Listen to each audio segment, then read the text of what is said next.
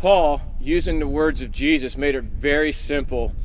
And he just said it just like this. He said, look, if you've discovered in your own heart, and he said, if you've looked inside and you've realized that your way has brought you about to irritableness and restlessness and discontentment, he said, that's okay, because that's the human predicament. And he says, when I looked in my own heart, I discovered that, you know what? I know I've made mistakes. And by the way, when he said those words, I looked at it, I said, that's easy for me to say the same thing. And probably you can relate, say, man, I've made mistakes today. Me too. All of us have. And Paul said, that's the first step. He said, look, he says, if you realize that, then it begs the next question.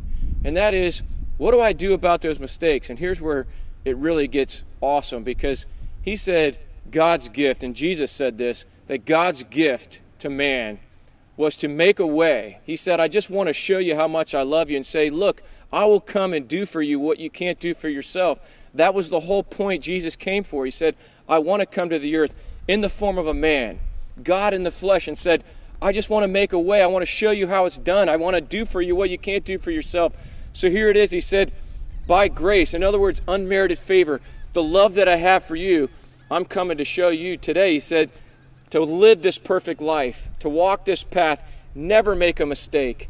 And yet, without making a mistake, he said, I will go and I will make a way. The whole point of the cross, the thing that screams throughout all of eternity, and it screams to you and me, this is where we find the contentment. This is where we find the peace. This is how we find it, because he said, you don't have to put it on your shoulders.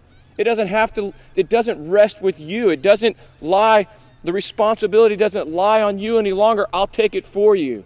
And so he did. He suffered the cross, and he said God showed his love toward us, that even while we would condemn him and while we would continue in our own sin and our own wrongs and doing the things and the mistakes, he said, even while you do that, I'll prove my love by going to the cross and making a way and showing you that you have my interest in you is at the forefront of my heart. And when he did that on the cross, guys, he said, I'll pay the price for you. I will make a way. I will do for you what you can't do for yourself. And so he did. He took on our punishment. Because God is just, he took on our punishment. He hung on the cross and he bled and he died, and he did it for you. He did it for me. And then, of course, the most amazing thing of all history happened. And 3 days later, he arose. He conquered death.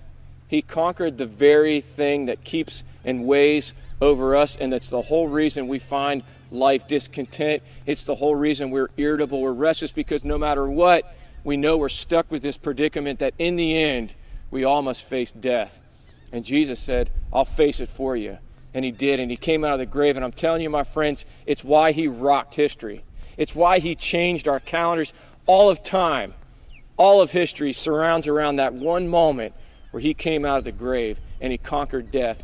Nobody else can claim that, which is why Jesus, his name, his whole philosophy, his whole idea became to the forefront of humanity. And for all of eternity now, that's going to scream, because he conquered what you and I couldn't conquer.